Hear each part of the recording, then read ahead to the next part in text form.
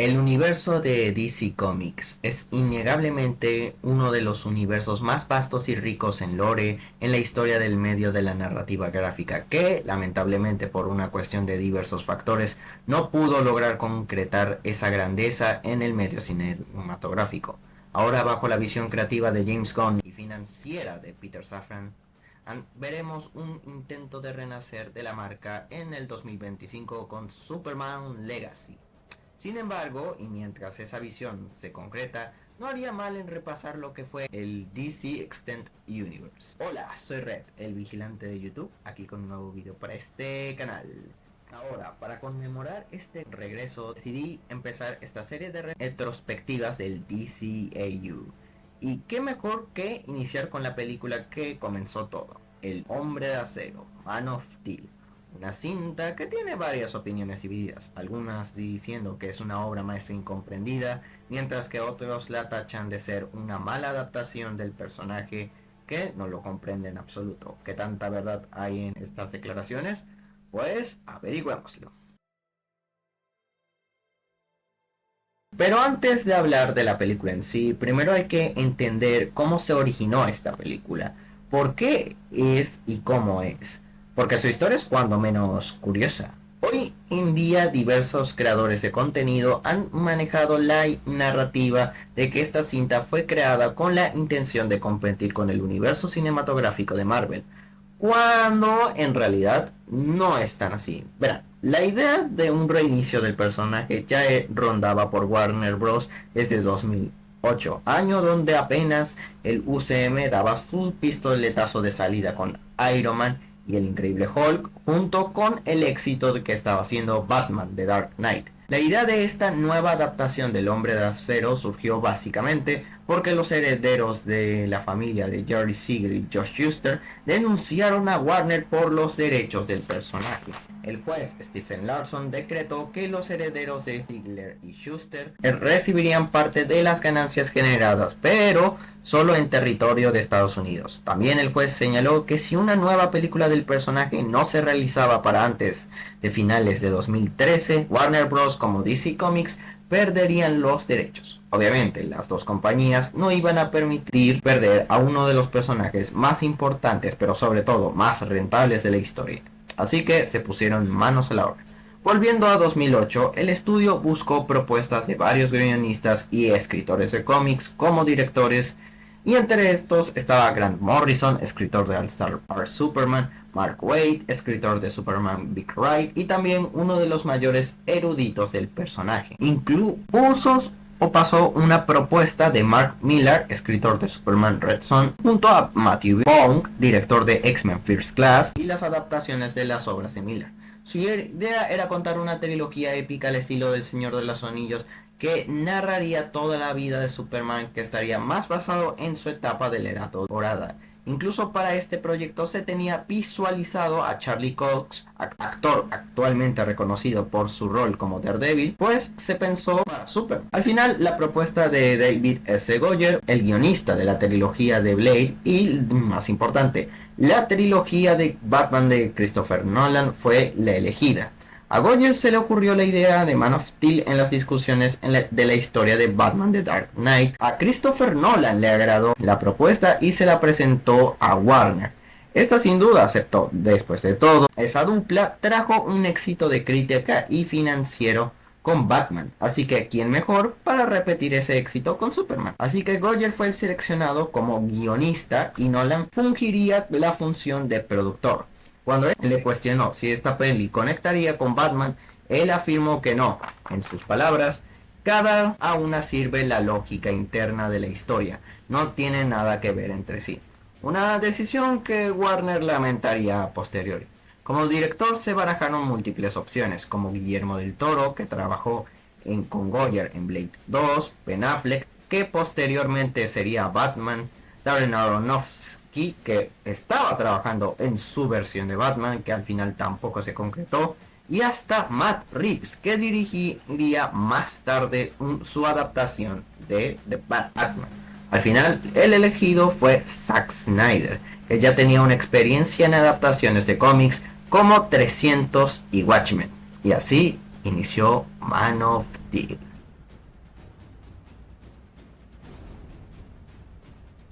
Un tema que he notado que no se suele hablar mucho, o al menos del lado hispanohablante, es en cuanto a la adaptación de cómics. Parece que se suele olvidar que las películas de superhéroes, al fin y al cabo, son adaptaciones de un material de origen.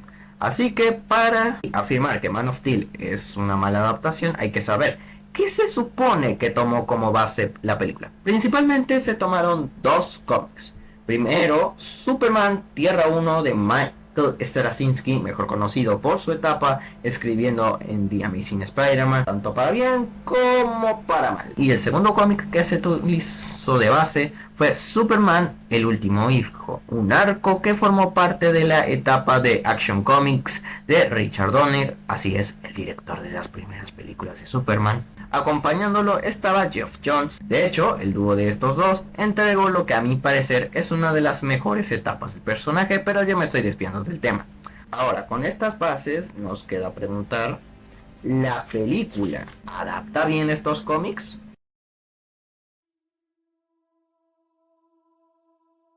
Primero hay que concentrarnos en el punto del conflicto de la cinta. Krypton. Se debe felicitar la construcción de este mundo que se hizo para esta película, la fauna e incluso el lore detrás de él, con la luna partida que, según el propio Zack Snyder, fue provocada por Doomsday. Pese a la poca aparición de Krypton, es un buen detalle el hecho de armar un lore solo para un escenario. Sin embargo, a pesar de ser una cultura avanzada que tiene cientos de historias por detrás, a pesar de ser capaz de terraformar planetas, eso no le impidió su decadencia, demostrado por sus vestimentas oscuras y grisáceas, donde el tono oscuro funciona bien. Antes de la crisis surgen dos posturas, Jor-El y Zod. La visión de Jor-El, que posteriormente sería trasladada a su hijo, según su postura, es que para que la especie de Krypton pueda sobrevivir es adoptando nuevas costumbres. Por eso Kal-El es el primer nacimiento natural en siglos, porque de haber sido de la manera estandarizada hasta ese entonces, solo sería repetir los errores en otro planeta. Por eso se le dotó a su hijo de libre albedrío, que vive bien con la naturaleza mientras que él y Lara se quedan a perecer. Después de todo, y como él mismo también señala, ambos son productos del fracaso de su civilización. Incluso la propia película da ciertos reforzamientos sutiles que da la secuencia de Krypton. Por ejemplo, mientras Zod solo carrea máquinas de muerte y destrucción, Jor-El apuesta por la vida orgánica de su planeta para lograr su propósito. Es algo sutil, pero bien implementado. Al final, con su hijo yendo más allá de las estrellas y Lara solo viendo como todo el vestigio de lo que alguna vez fue una gran raza se desvanece, mientras ella solo mira hacia arriba, rezándole a su hijo por un mejor mañana.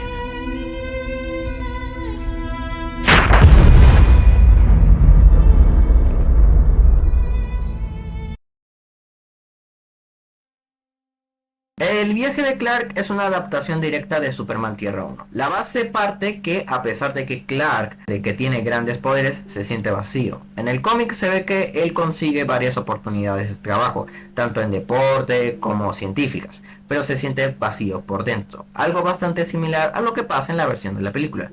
Los dos parten de buscar un lugar en el mundo. En la película, como en el cómic, se plantean flashbacks para poder entender sus posturas, explicándole desde una temprana edad que él venía de otra galaxia. En Tierra 1, la búsqueda de su identidad solamente se centra en Metrópolis.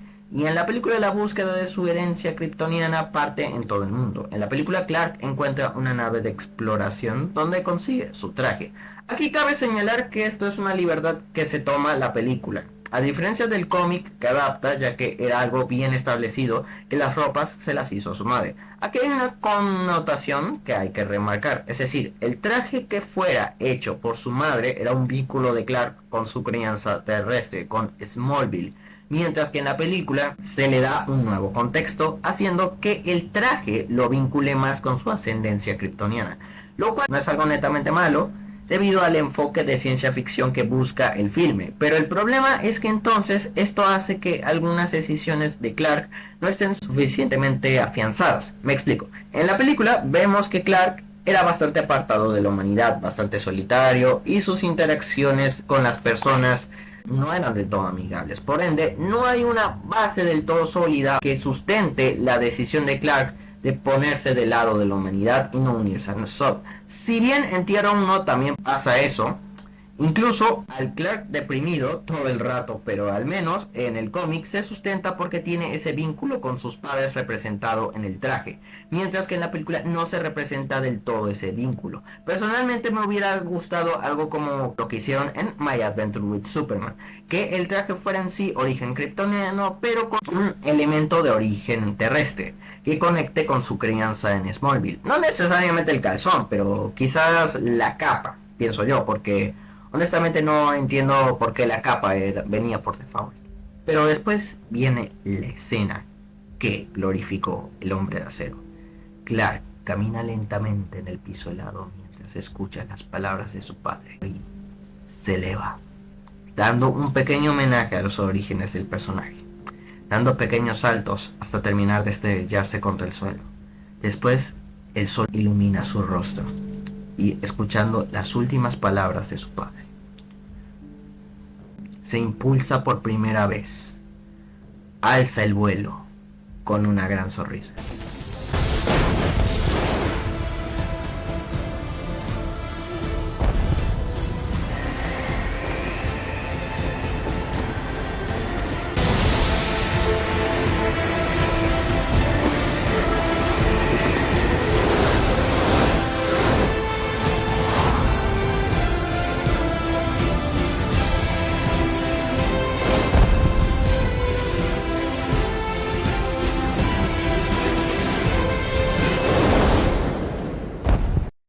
Después tenemos a un Clark realizado consigo mismo. Esto se ve cuando regresa a su casa y es recibido por su madre. Esta está angustiada al pensar que esto implicaba que su hijo se separaría de ella, pero él le asegura que no lo hará. Ya está en paz consigo mismo, sabiendo su lugar de origen, y está listo para cerrar ese capítulo de su vida. O eso pensaba.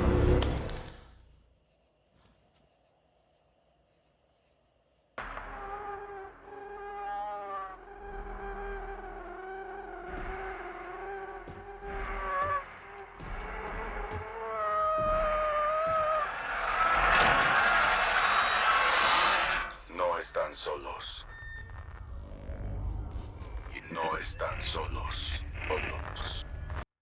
En ese momento Clark es confrontado por su propia ascendencia, en una escena calcada de Tierra 1. Antes de tomar una decisión, busca consejo en la casa de Dios. Mucho se critica el enfoque claramente bíblico que tiene la cinta, pero eso no es algo que considero malo y tampoco es algo ajeno al personaje, ya que en la propia historia de los cómics ha tenido varios paralelismos con lo que es el mito de Jesús.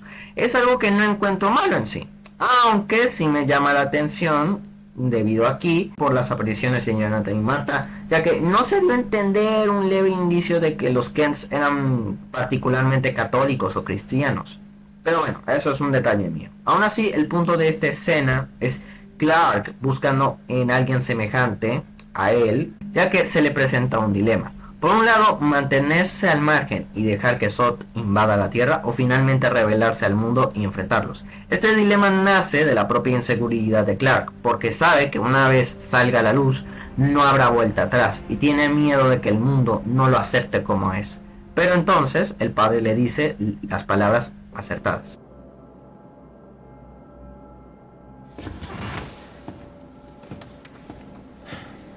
A veces primero tienes que dar un salto de fe. La confianza viene después. Con eso Clark toma una decisión. Aún con sus dudas, él se arma de valor y da el salto de fe. Decide tener fe en la humanidad y con el traje de su legado presentarse al mundo como Kal-El. Una vez reunido con Zod y después de experimentar cierto rechazo por parte de la humanidad, se le ha presentado un nuevo dilema. Zod le presenta una posibilidad de restaurar Krypton, que es la clave para eso. Si bien es una propuesta que seguramente es muy tentadora para él, finalmente tener un lugar al cual pertenecer, pero al comprender el precio que se tendría que pagar, que la humanidad sea completamente erradicada, él no la acepta. Es cuando se reencuentra con su padre, busca confirmar lo que Zod le dijo. Este le responde que primero quería que se criara como humano para que decidiera. Después de todo, él dice, puedes salvarla. Énfasis en la palabra puedes, ya que la decisión es de él. Por su propia voluntad toma la decisión de salvar a Lois. Salvar a todos. Él se lanza en esta posición que remite a la escena con el sacerdote. A veces solo es cuestión de dar un salto de fe. Después sigue lo que es la culminación del desarrollo de Clark en esta película. Este ya decidido y a favor de la humanidad se enfrenta a los kryptonianos, junto con una de las mejores secuencias de acción del cine de superhéroes. Esto por cortesía de dos personas. Primero con la brillante dirección de Zack Snyder, que tiene un uso bastante ingenioso de la cámara. Y segundo, pero muchas veces menos reconocido, que es Jay Oliva, el guionista gráfico de la película. Si alguna vez sintieron que la pelea se siente como una de Dragon Ball, es justamente por Jay Oliva, que ha declarado ser bastante fan del anime. Pero volviendo a la pelea en sí, la decisión de hacer que la pelea transcurra en Smallville, justo en el centro de la base de su crianza humana, confrontado por la invasión de su ascendencia kryptoniana, es básicamente brillante. Es básicamente la confrontación de sus ideales humanos tanto como kryptonianos. Otra cosa que cabe señalar es el comportamiento de los militares. Al inicio ellos consideraban al propio Clark como una amenaza, un enemigo. Sin embargo, con las propias acciones de Clark demuestra lo contrario, que no es como los demás, que no es como su especie. Por ejemplo, salvar a uno de los militares en medio del combate, lo que culmina con el final de la pelea, con todos los soldados viendo a Clark con admiración. Y para el final, el general Hardy declara: este hombre no es el enemigo. Clark finalmente se mostró tal y como es, siendo aceptado tal y como es, convirtiéndose finalmente en Superman.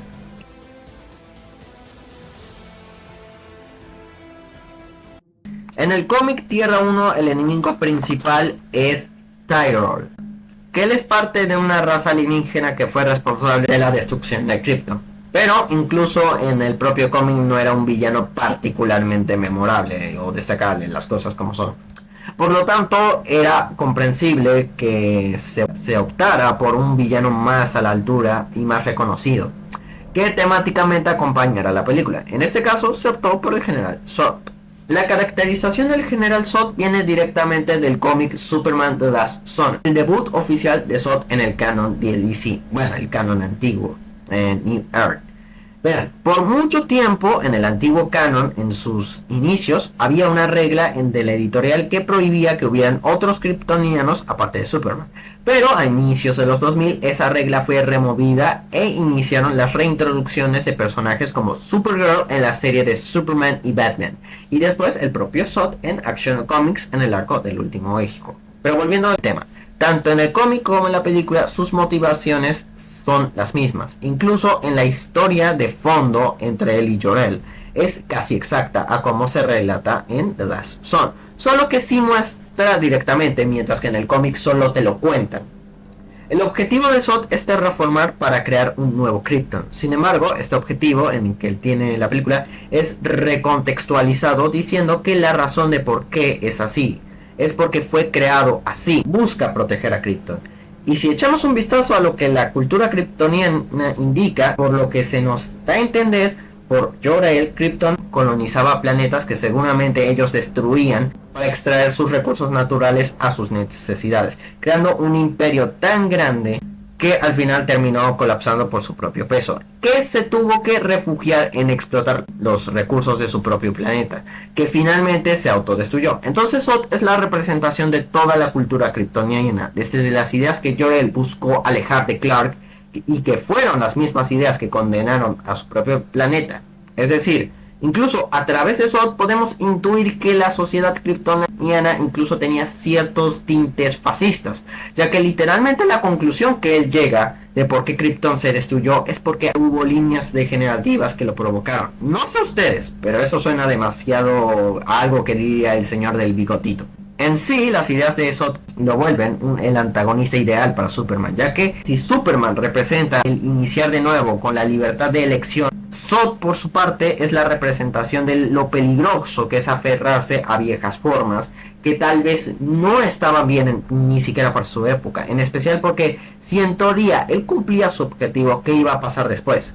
El ciclo se volvería a repetir, creían un nuevo imperio que se volvería a autodestruir. Y esto es peor, ya que él buscaba reconstruir Krypton en base a destruir la Tierra, negándole la oportunidad a la humanidad, así para cimentar un ciclo de autodestrucción. Si bien el protagonista y antagonista son uno de los puntos más fuertes de la cinta, para mí, por el contrario, el grupo de secundarios no tiene un peso suficiente para lo que busca representar la película. Para empezar, está Lois Lane, que está bastante bien adaptada, incluso en la primera mitad de la película tenía un rol bastante bien seleccionado, con su investigación para descubrir quién es Clark, pero en la segunda mitad se siente que la película ya no sabía qué hacer con ella y empezaron a forzar su aparición. Es decir, por alguna razón que no se explica, los kryptonianos piden que ella también se vaya con ellos. Como también por alguna razón una reportera está en una operación militar gubernamental. Y si bien se podría decir que Lois tiene estos accesos por ser hija del general Lane, la película en ningún momento establece el uso de este trasfondo, por lo que hasta donde se sabe, solo es una reportera común que por alguna razón nadie comenta lo fuera del lugar que está ella. También está el caso de Perry White, que si bien cuenta con escenas buenísimas y sirve como punto aterrizado de la cinta, y también podría decirse más cínico, sí se nota mucho la falta de Jimmy Olsen. Este último pudo servir para mostrar un punto de vista más optimista en cuanto a la aparición de Superman, ya que si bien la película toma un tono realista, con una reacción desconfiada de la humanidad, lo cual, a ver, no es inexacta, también siento que un retrato más positivo a la reacción humana hacia falta. Y también era algo que perfectamente cabía. Jimmy pudo ser quien representase eso. Por ejemplo, ser un fotógrafo que acompaña a Lois y al ver las hazañas de Clark lo empieza a admirar como una figura heroica. Aparte que un alivio cómico hubiera ayudado un poco más. Esto en el cómic de Tierra 1 no sucede así. En todo momento Lois y Jimmy solo se encargan de cubrir la noticia. En ningún momento se sienten fuera de lugar y están acorde con la situación y con su papel. Después está uno de los secundarios más controversiales de la película, que es Jonathan Kent. Ahora, el papel de Jonathan Kent es complicado porque si bien lo aterrizado del personaje es comprensible, incluso el diálogo de debiste dejarlos morir es algo que a nivel humano es completamente razonable. Incluso también en Tierra 1 se muestra a ese Jonathan preocupado e inseguro de que su hijo se revele al mundo, pero al mismo tiempo se detiene un momento en un flashback para dar un consejo a su hijo, incluso recitando un pasaje de la Biblia. Mientras en la película no hay un momento en particular que tenga a Jonathan dando un momento que transmita su sabiduría y los buenos valores, que es lo que lo caracteriza y que fue la base de la moral del personaje. Un error que parece que el propio Zack Snyder y David Goyer notaron e intentaron arreglar en apariciones posteriores, pero que centrándonos únicamente en la película sí deja bastante mal parado al personaje y crearía un pequeño vacío en el origen de la moralidad de Clark si no fuera por la presencia de Martha Kent, que tan solo en unas pocas escenas muestra el cariño y la comprensión que cimientan la confianza de Clark con la humanidad a través de su madre. El único personaje rescatable de entre los secundarios para mí es el coronel Nathan Hardy, que tuvo un buen desarrollo, que si bien pequeño, fue uno bastante consistente, que comienza siendo alguien que aborrece a Superman, hasta que al presenciar las hazañas del kryptoniano comienza a admirarlo y termina en el tercer acto, que es sacrificándose, confiando en Superman. Simple, conciso, efectivo. Y hablando del tercer acto, la película hace un trabajo bastante bueno al construir la figura de Superman, junto a un antagonista que lo forma bastante bien y con su única debilidad siendo los secundarios. Sin embargo, la razón de por qué esta película se siente como una mala adaptación del personaje, que ya he dicho no lo es del todo, es justamente por el tercer acto. Este es sacado del cómic Tierra 1, donde el villano prepara unos taladros para destruir la Tierra, mientras que en la película esos taladros son motores terraformicos creados en base a el motor fantasma. Y Superman y la milicia tienen como objetivo destruir para que no se terraforme la Tierra. En este tercer acto se plantea utilizar la zona fantasma para encerrar a todos los kryptonianos. Y este es otro elemento sacado de El último hijo, que la zona fantasma toma un papel muy importante. Ahora, si la película se hubiera comprometido con esta resolución e incluso que este fuera el último intercambio entre Superman y Zod,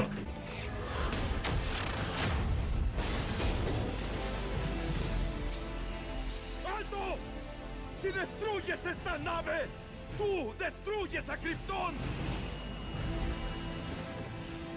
¡Krypton tuvo su oportunidad!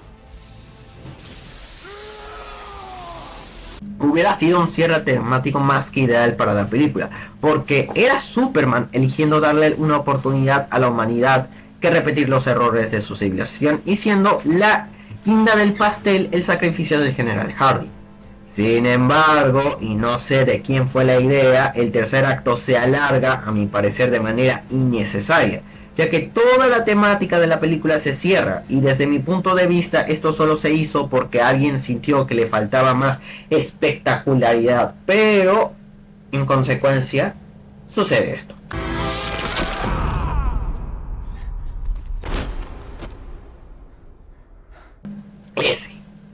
Ese es el momento que condenó esta adaptación. Miren, yo soy de los que creen que ningún personaje se debe aferrarse a una visión específica y que es perfectamente válido buscar contar cosas con él con nuevos tonos, otros tipos de historias, experimentar, que las libertades creativas no me parecen malas. Sin embargo, para mí el límite es cuando esa experimentación atenta con el mensaje que trata de dar la historia o el personaje. Esta película rompió ese límite. No porque la película tenga un tono oscuro, no porque Superman casi no sonríe, no. Es porque Superman mata. Y es algo que sí atenta directo con la esencia del personaje. Y siendo este el que representa los mejores ideales, es inconcebible que mate. Y no es como Batman, que en sus adaptaciones cinematográficas sí mata. Porque el personaje de Batman está construido para que sí sea dentro de lo que cabe creíble que él mate.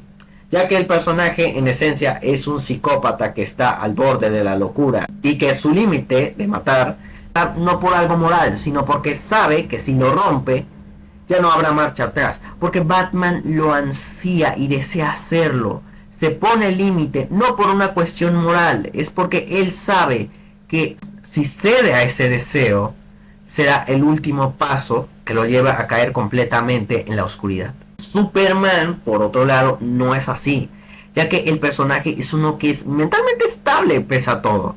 Pese a tener complejos por no pertenecer al planeta, es una persona normal como tú y yo, que se le inculca valores como es el respeto y el aprecio por la vida. Por ende, no es concebible que tenga como opción matar, ya que simplemente es algo que el personaje jamás haría, en especial cuando la propia película te plantea esa solución alternativa con la zona fantasma. Lo peor, merma la buenísima escena de Clark llegando al diario al planeta, que si no tuviera esto,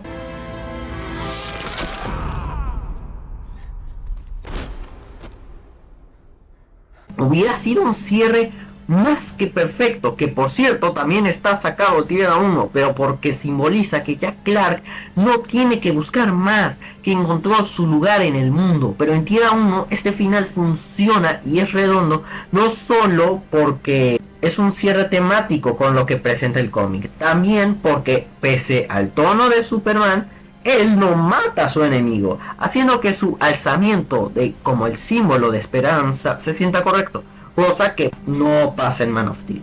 Ahora, ¿qué hubiera hecho yo? Sencillo, Superman va a destruir el segundo motor terrafórmico y Zod, ya dominando los poderes por la radiación solar, intenta impedirlo. Al final, el general Hardy se sacrifica, se abre el portal a la zona fantasma, Superman da un golpe final para empujar a Zod al portal y él y su flota se van a la zona fantasma, porque tampoco me gusta esa moda que se tiene de matar al villano, en especial los villanos con potencial, porque Zod tenía mucho más potencial para una secuela.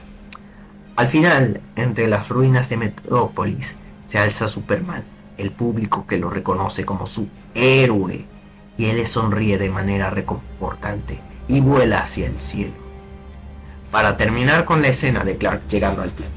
Repito, esto es lo que yo hubiera hecho, pero las cosas son como son, para bien o para mal. Man of Steel es una adaptación de Superman que lamentablemente, pese a sus aciertos en la construcción del personaje, falló en establecerlo a una nueva generación, por priorizar el espectáculo antes que el mensaje del personaje. ¿Me hubiera gustado una continuación? Sí, ya que siempre he creído que en las segundas oportunidades.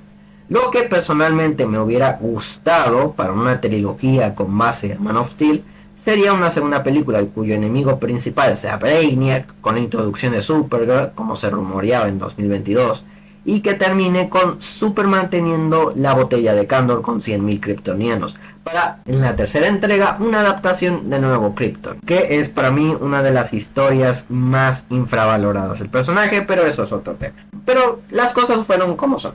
Al final, Man of Steel recaudó $600 millones, algo que si bien no fue un boom, sí incentivó a Warner para una secuela, y viendo el éxito que estaba teniendo su competencia con Avengers, que fue la tercera película más taquillera de la historia en su momento, y que por rebote hizo que Iron Man 3 hiciera más de 1.000 millones, hubo otros planes en mente, pero esa es otra historia. Bueno, si el video les gustó, dale un like. Si quieren más contenido, suscríbanse. Si quieren decirme algo, déjenme en los comentarios. Soy Red y les digo, es bueno las libertades creativas, pero no cuando ya afectan el mensaje de un personaje.